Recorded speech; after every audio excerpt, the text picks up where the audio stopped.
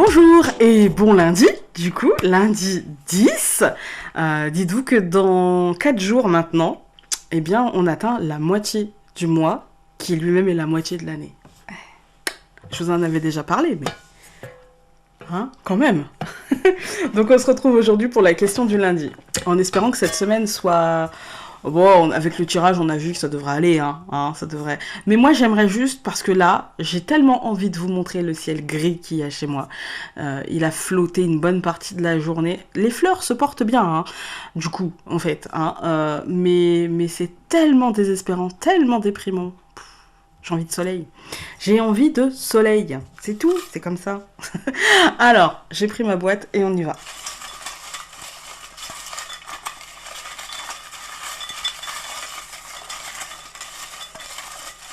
Je ferme les yeux parce que comme je vous ai dit, j'ai des spots et je dois faire. J'ai fait peut-être une tête un peu chelou, mais d'ailleurs, en parlant de tête chelou, j'ai mis une photo. Alors, elle est là, mais j'ai mis une photo sur Facebook de mon fils avec un gilet. Donc, si vous ne l'avez pas vu, allez voir sur mon Facebook. Qui en fait, il m'a piqué mon gilet. Il a fait la tête de maman fâchée et on m'a dit, fais-nous la tête de maman fâchée la semaine prochaine. Je vais vous la faire. Un truc comme ça. Quand il m'énerve et qu'il fait une bêtise, souvent j'ai le petit rictus de « T'es pas en train de te foutre de moi ?» Un truc comme ça. Et du coup, il m'a imité et on m'a demandé de refaire. Et donc voilà, c'est fait. On peut y aller. Voilà. Là, je me dis « Mais t'es ridicule. » Mais c'est pas grave, parce que le ridicule ne tue pas. Alors, c'est une longue question. Qui nous dit « Comment êtes-vous passé du statut d'amateur à celui de professionnel ? Comment s'est passée la transition, aussi bien au niveau matériel que psychologique ?» C'est une très bonne question. Il faut que je me remémore, mais de toute façon, psychologiquement, ça s'est bien passé. Pour moi, ça s'est bien passé dans le sens où j'avais des peurs, mais c'était pas des peurs liées à mon métier. Parce que ça, je le faisais déjà avant, d'une manière pas officielle, on va dire, mais je le faisais quand même. Et du coup, la transition, elle a été douce parce que je pense que YouTube m'a beaucoup aidé à faire cette transition en douceur, parce que le plus dur pour moi, ça a été d'accepter mon image, en fait, sur les réseaux sociaux, parce que ceux qui sont sur ma page les cartes de la lune sur Facebook voient que je suis quelqu'un qui poste de tous les jours pour les cartes, voilà. Mais je suis pas quelqu'un qui va poster tous les jours sur mes états d'âme. Je suis pas quelqu'un qui va poster tous les jours une photo de moi ou une photo de mes enfants. Non, je suis pas forcément quelqu'un comme ça, en fait. Et ceux qui m'ont demandé en ami sur Facebook, maintenant je n'accepte les demandes qu'avec un message, parce que sinon je ne sais pas en fait si c'est un compte qui va me demander de l'argent à l'issue d'une drague très lourde, ou ça fait longtemps que ça m'est pas arrivé, mais quand même, voilà, ça fait quelques mois, quelques semaines même seulement que ça ne m'est pas arrivé, mais ça arrive régulièrement, je sais pas, l'arrivée du printemps. Du coup, je demande maintenant, mais en fait, vous avez pu voir que je suis pas quelqu'un qui réseaute beaucoup, en fait, à part pour mon boulot, pour vous donner les cartes du jour, pour vous offrir ça, donc sur Instagram et puis sur Facebook.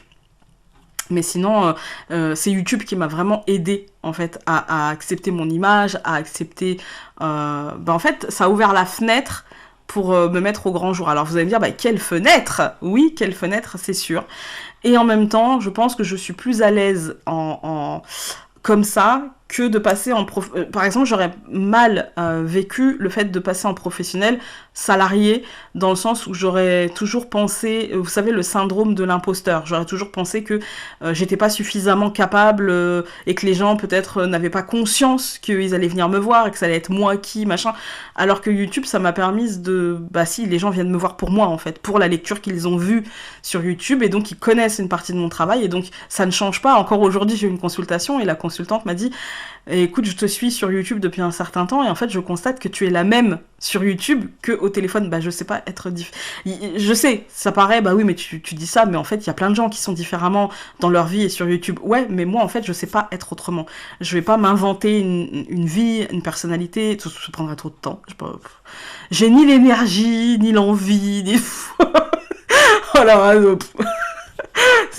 franchement, rien à faire. Je suis comme je suis, ça passe, ça casse, et puis c'est bien, comme ça, voilà. Donc, pour répondre à la question, comment êtes-vous passé du... Je vais la couper, hein, parce que sinon je suis un poisson rouge. Hein.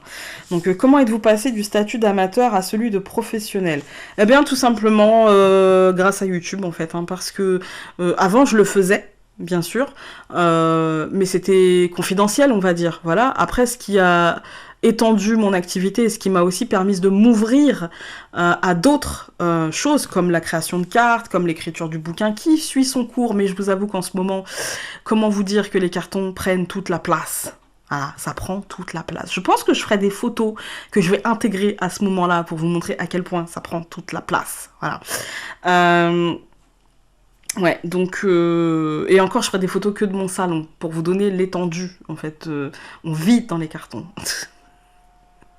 J'en ai marre. Vous savez, quand il y a un truc qui vous accroche l'œil et que vous ne voyez que ça. Et là, c'est des cartons. Mais je sais, vous allez me dire, c'est pour du bonheur par la suite. Oui, mais vivement la suite.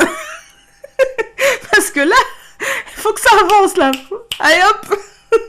Bon, plus que quelques jours à attendre avant la remise des clés, mais quand même. Et encore, chez moi, on peut marcher. Chez ma mère, c'est une autre histoire. Désolée maman, fallait que je le dise. On a été coupé à cause de ma batterie qui m'a lâché, qui m'a fait tu, c'est fini. Voilà. Donc oui, désolée maman, fallait que je le dise. Hein, voilà, t'as beaucoup trop de cartons chez toi. Trop, c'est trop. Hein, trop, c'est pas trop picot là, c'est trop. Référence des enfants qui sont nés dans les années 80. Ouais, donc ouais, ça a été en douceur en fait. Hein. Comment je suis passée? Bah tout simplement grâce à YouTube. Après, au niveau administratif, j'y étais déjà un peu avant. Mais grâce à YouTube, en fait, ça a permis bah, finalement de pouvoir aider davantage, en fait. Après, le revers de la médaille, c'est que moi, je suis quelqu'un qui va jusqu'au bout des choses. Alors ça c'est tout autre chose dans la question, mais je tiens à le dire, mes tarifs vont augmenter à partir de septembre, parce qu'en fait je me suis rendu compte que moi je mettais 1 heure en consultation pour 40 euros, sauf que souvent je fais 1h15, 1h20, 1h30 et des fois jusque 2 heures. Et à un moment donné je me suis dit, bon bah...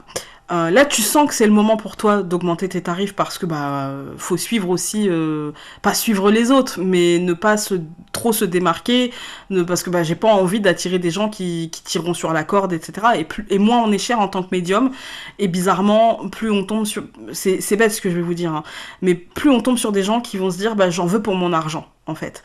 Et alors que plus finalement plus on demande cher, alors moi je vous rassure tout de suite, je serai jamais à 80-90 euros parce que je veux que ça reste accessible. Mais bah finalement, moi je suis pas contre donner davantage, d'accord? Mais à un moment donné, il faut que je sois en accord avec moi-même, et là je l'étais plus. En fait, là je ne l'étais plus. J'avais l'impression parfois, alors pas avec tout le monde, hein, c'était même très très rare, mais j'avais l'impression parfois d'avoir donné un peu trop. Et du coup, je me suis dit, bah, comment récupérer ça? Et bah, finalement, en augmentant un petit peu. Voilà. Parce que je voulais pas dire, bah, maintenant, je mets un minuteur. Vous voyez? Non. Du coup, j'ai envie que tout le monde en soit pour son énergie, parce que l'argent n'est qu'une énergie. J'ai envie que les choses soient équilibrées, tout simplement. C'est pas évident de parler d'argent parce que je sais que pour certaines personnes, c'est un frein, que c'est un tabou, mais pour moi, ça ne l'est pas. En fait, pour moi, l'argent n'est pas un tabou, l'argent n'est qu'une énergie et on n'en fait que ce qu'on veut. Alors oui, je comprends que ça puisse être un tabou pour certaines personnes parce que c'est l'éducation, etc. Mais pour moi, ça ne l'est pas. Et quand je vous dis je vais augmenter pour être juste, eh bien ouais, parce que des moments, j'ai pas l'impression que c'est juste. Et j'ai pas... En fait, je veux donner... Sans me dire à un moment donné, là t'as peut-être un peu trop donné. Et parfois je donne 2 heures pour 40 euros et j'ai pas de problème, d'accord? Parce que je sais que là j'ai aidé, que là il n'y a pas de souci, etc. Que vraiment il y en avait besoin. Et moi je fonctionne comme ça, quand il y a besoin, il faut y aller. Mais du coup j'ai pas envie que à d'autres moments, eh bien je me dise là il n'y avait pas forcément besoin et j'ai senti que la personne tirait sur la corde et voulait encore un peu plus, encore un peu plus, encore un peu plus. Et donc voilà. Et comme je peux pas départager je peux pas faire un tarif pour certains et un autre pour l'autre, donc je me suis mise d'accord avec moi-même et donc ce sera 50 euros, mais je referai un post sur Facebook et sur... de toute façon je vous le dis quand vous venez me consulter, voilà. Alors, comment s'est passée la transition? Eh ben, en douceur et plutôt positivement, mais grâce à la communauté YouTube, en fait, hein, c'est grâce à vous, hein. Parce qu'avec votre bienveillance, ça m'a porté, en fait, et ça m'a permis de me dire, mais finalement, non, je veux dire, ce que tu vois et ce que tu ressens, c'est la réalité. Pourquoi t'aurais un syndrome de l'imposteur? Je regarde par là parce qu'en fait, je vois mes cartons. Et je vous dis, ça accroche l'œil. Ça m'énerve. Et du coup, ouais, euh, je me suis dit, en fait, tu n'es pas un imposteur et les gens le sentent bien dans tes tirages parce que même si c'est un tirage général, ça sonne juste en fait. Et donc forcément, ça aide à la transition. Après, moi j'ai la chance, c'est que j'étais pas en activité professionnelle en bureau puisque mon fils est autiste et que je m'en occupe et que voilà, c'est le temps que je mets dans mon activité, c'est du temps que je mettais avant avec mon fils quand je l'avais à temps plein à la maison. C'est du temps aussi que je mettais après dans la reconstruction aussi de mon statut de maman. Parce qu'on le dit, on ne le dira jamais assez. En fait, les parents d'enfants handicapés et parfois surtout les mamans, je dirais, mais parfois aussi les papas. Mais c'est très souvent chez les mamans ce sentiment de qu'est-ce que j'ai mal fait. Qu'est-ce que j'ai mal fait? Pourquoi à nous? Pourquoi lui? Pourquoi? Et du coup, c'est vrai que la transition s'est passée en douceur parce que les vases communicants se sont faits naturellement, en fait, hein. J'ai pas eu besoin d'arrêter une activité pour en recommencer une autre. J'ai juste, en fait, ça fait partie de mon travail aussi de reconstruction, de finalement de me trouver une activité qui puisse allier mon bien-être, parce qu'objectivement c'est super important. Parce que quand on a des enfants, c'est important. Dans la vie de tous les jours, c'est important de travailler et de faire quelque chose qu'on aime. C'est hyper important. Mais en tant que maman d'enfants autistes, c'est hyper important d'avoir une échappatoire qu'on aime. D'avoir un échappatoire qui nous fait vibrer, d'avoir quelque chose, un travail passion en fait, hein, parce que à côté de ça, c'est hyper lourd en fait, parce qu'à côté de ça, même si on se plaint pas, et que faut pas nous dire ah mon Dieu quel courage, parce que c'est mon enfant et que je vais pas l'abandonner sur le bord de la route, je ferai déjà pas ça à mes chats ou à mon chien, c'est pas pour le faire à mon gosse, on est d'accord, hein.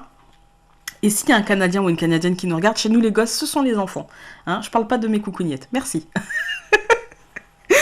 On sait jamais. Et du coup, oui, c'est super important d'avoir ce laps de temps pour nous parce qu'à côté de ça, on est à 200-300% pour l'enfant parce qu'il a besoin de nous tout le temps. En tout cas, moi, je vois mon fils, il a besoin de moi tout le temps, pour tout. Et donc, voilà. Mais après, il n'y a pas que l'autisme, hein. Je pense aux polyhandicapés, je pense à la trisomie. C'est des étapes de la vie de notre enfant qui sont difficiles et pour lesquelles il faut être là. Et donc, quand on a la chance de pouvoir allier plaisir, bonheur personnel, épanouissement personnel qui passe par le professionnel et l'enfant, bah, la transition ne peut être que douce, hein. Ça, il n'y a pas de souci, hein. Au niveau matériel, bah, mon mari, moi je suis mariée, donc mon mari a une activité professionnelle. Je suis aussi rémunérée, bah, comme tous les parents d'enfants handicapés, pour m'occuper de mon fils. Donc au niveau matériel, il a fallu certes un investissement, mais j'ai fait ça progressivement. Au début, c'était avec les moyens du bord. Le truc, c'est que je ne cherchais pas à avoir tout de suite l'image parfaite. Et encore aujourd'hui, j'ai du mal. Le cadrage, c'est pas mon délire. Je pense qu'il va falloir que je me résous à me dire que je ne suis pas caméraman.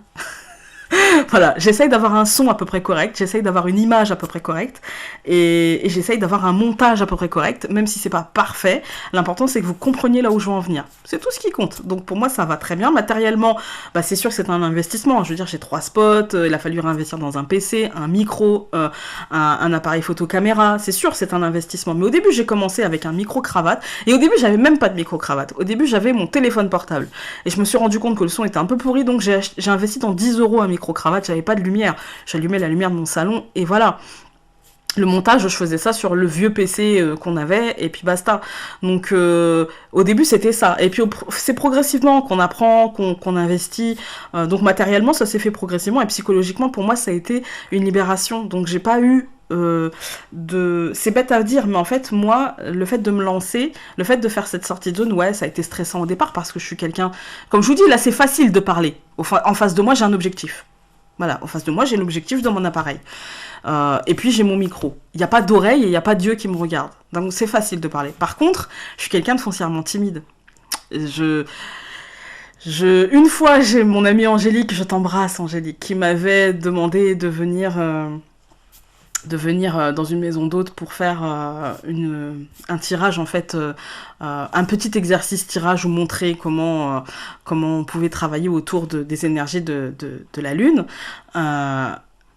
Et je l'ai fait, mais ça a été, je pense, dans mon travail, la plus grosse sortie de zone, en fait. Parce que là, j'étais face à des gens. Alors, je m'en suis sortie, parce que je prends mon courage à deux mains et que je me dis, allez, hop, t'es là, tu fais. Mais avant d'y aller, c'était difficile. Voilà, c'était très très difficile. Après, en tête à tête, ça passe. Hein. Je suis pas timide au point de pas parler aux gens non plus. Hein. Mais être le centre de l'attention de plusieurs personnes, c'est compliqué pour moi. Donc psychologiquement, il a fallu que je passe un cap et que je me dise non attends, là tu parles à ton objectif, t'auras la main jusqu'au bout de ce que tu vas mettre en ligne, etc. Donc psychologiquement ça s'est plutôt bien passé. Après j'ai juste un souci qui va être réglé dans quelques semaines, c'est psychologiquement le fait de tourner et de privatiser mon salon pour tourner au détriment de mes enfants et de mon mari. Ça a été 2 années assez difficiles pour moi à ce niveau-là, parce que en fait je me dépêchais de tourner pendant qu'il n'était pas là, mais là par exemple mon mari a dû prendre des vacances pour récupérer, et du coup je le bloque dans la chambre, et ça m'enquiquine. Clairement ça m'enquiquine, parce que je me dis j'ai pas à lui faire vivre ça, il a pas à payer pour que moi je me sente bien dans ma vie pro et dans mon épanouissement personnel. Non, ça m'enquiquine un peu, mais ça dans quelques semaines ce sera réglé, donc voilà, hein, d'où mon impatience. Voilà, je pense avoir répondu à la question. Si c'est pas le cas, s'il y avait d'autres précisions qui vous viennent par rapport à cette question, n'hésitez pas à me les envoyer par mail. Je noterai, je mettrai dans la boîte, et n'hésitez pas à m'envoyer les questions du lundi. Sur ce, je vous embrasse très fort, et donc on se dit à très vite pour une prochaine vidéo. Salut!